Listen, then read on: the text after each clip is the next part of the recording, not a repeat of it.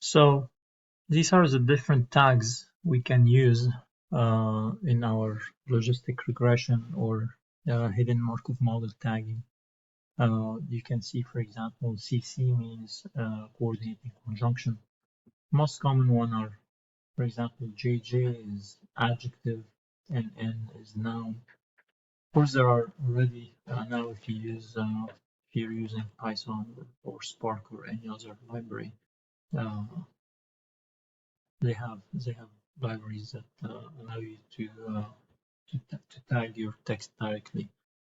For example, if you're working, for example, on a project to review what product attributes, for example, are more relevant to your customers, you can take the text of the reviews and then do the tagging, and based on that tagging, you can start ignoring specific words that fall under specific tags, and then focus on maybe adjectives because you're looking for what or nouns, for example, what essentially what specific features of products people are writing about in the reviews, and so on. So tagging is very common first step in dealing with text data, because that allows us to focus on specific elements of the text and then start looking at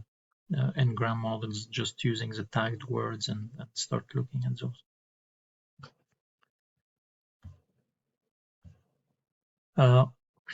Next, we want to look at grammar. So grammar is a set of rules that defines the tree structure of allowable phrases.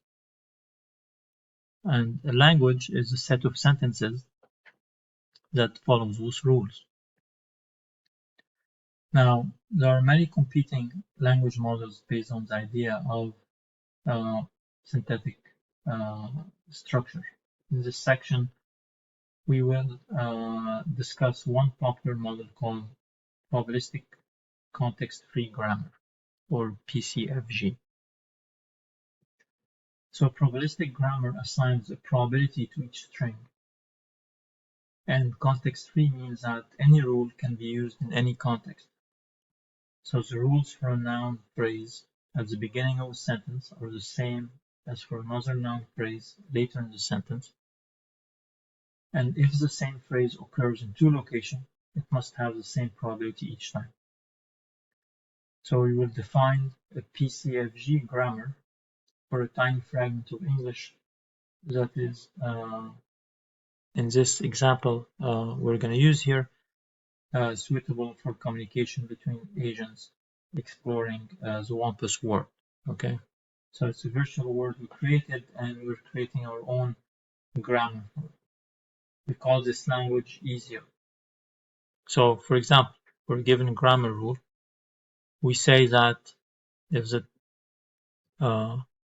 location is ADJS, which adjectives, this means that it could be a single adjective with a probability of 0.8, or it could be an adjective followed by other adjectives with a probability of 0.2. Okay, so this is how a grammar rule like this is interpreted.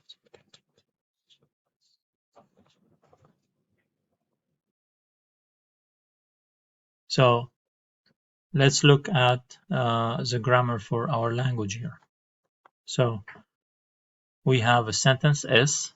So sentence S is made out of a name phrase, NP, and a noun phrase, sorry, NP, and a verb phrase, VP, okay, with a probability of 0.9.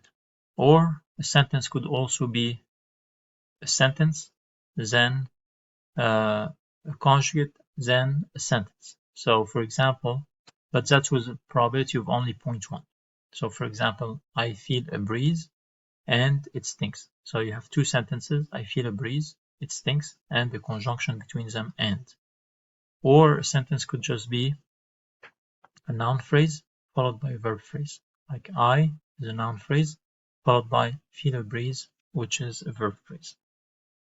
Now, when you go down one level, if you look at the specific noun phrase, now it could be a pronoun with a 0.25 probability, or an article noun like the wampus with another 0.25 probability. So these are the most common noun phrases. If you look at the verb phrases, the most common one is a verb with a 0.4% probability. A verb phrase followed by a noun phrase is also a valid verb phrase. In that case, it has a 0.35 probability. And you can see so on the different rules of our grammar here.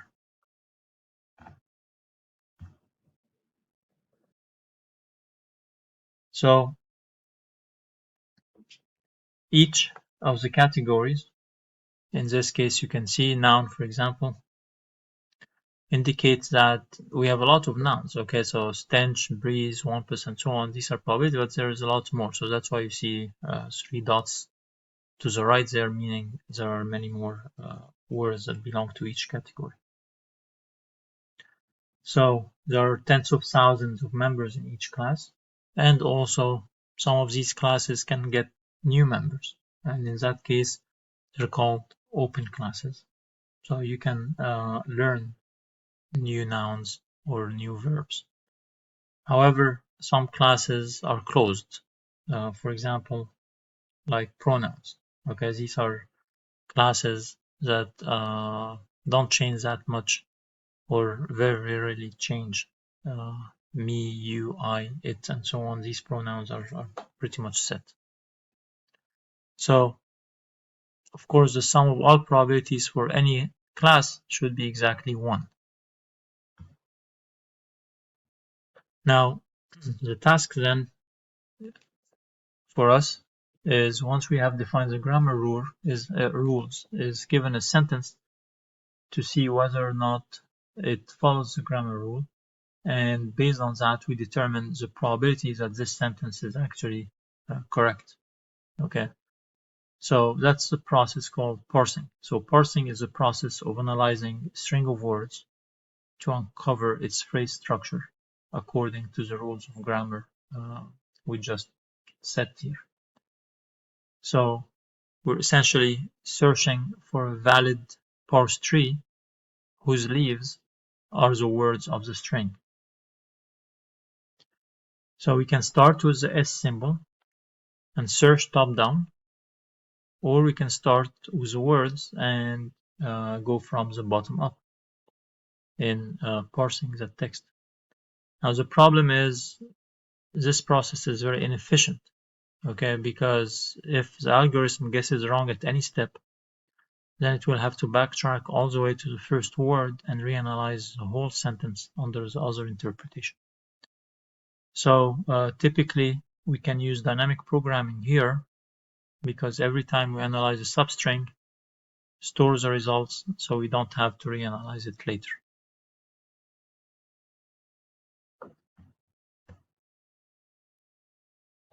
So, for example, let's consider the string "the wampus is dead" as a sentence. So according to our grammar, if we look from top down, we start with S, and we know that S, as we saw before, the highest probability is a noun phrase followed by the verb phrase. So in that case, we decided to go to the next level, expand our tree. Okay, we said that the verb phrase could be a verb phrase followed by an adjective, or a verb phrase is just a verb. So we have 2 branches now, and then we keep going like this and say, okay, well, if it's an adjective, then it must be dead. If it's verb, then it's is. And then this gives us the second option, which is dead, which is verb phrase followed by an adjective, and so on. So this is called top-down parsing for a given sentence following the tree. Okay, you can see that if you started with the wrong assumption, if you remember, the sentence structure had another probability at the beginning. The sentence could also be another sentence with a conjunction and a sentence. Maybe this is the structure of my sentence. So if that's the correct structure, then we have to go back and redo everything again. Now there are different algorithms to do the parsing. First algorithm we have here is a CYK algorithm.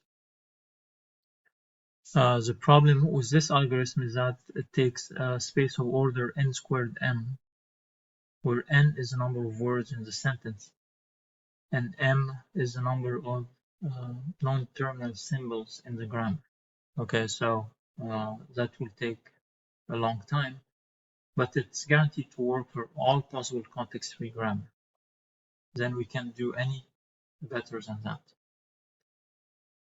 Now, in reality, we only want to parse natural languages, not all possible grammars.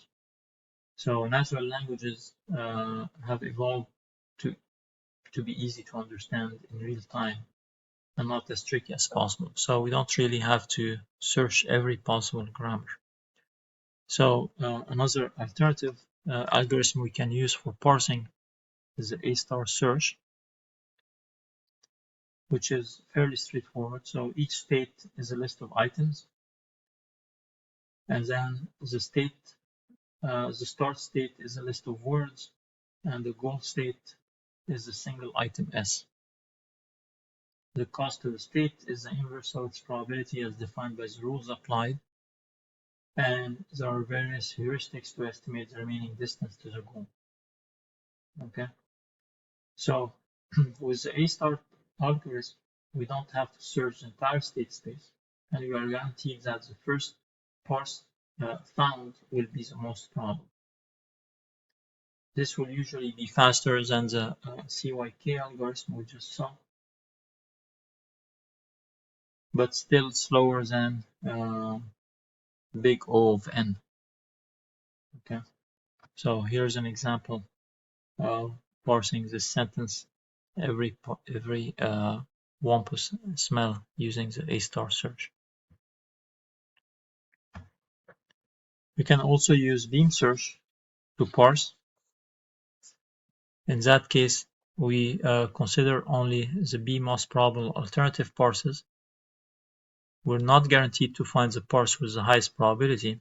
However, the parser can operate in big O of n time and still find the best parse most of the time. Example, shift-reduce parsing. So go through the sentence word by word, choosing at each point whether to shift the word onto a stack of constituents or to reduce the top constituents on the stack according to the grammar rule. So there are many ways to do the parsing. This is an example here of what's called dependency style parsing and the corresponding phrase structure. Now remember, the goal at the end is just to determine what's the probability of a given phrase given a set of grammar rules. Okay, see you in the next part.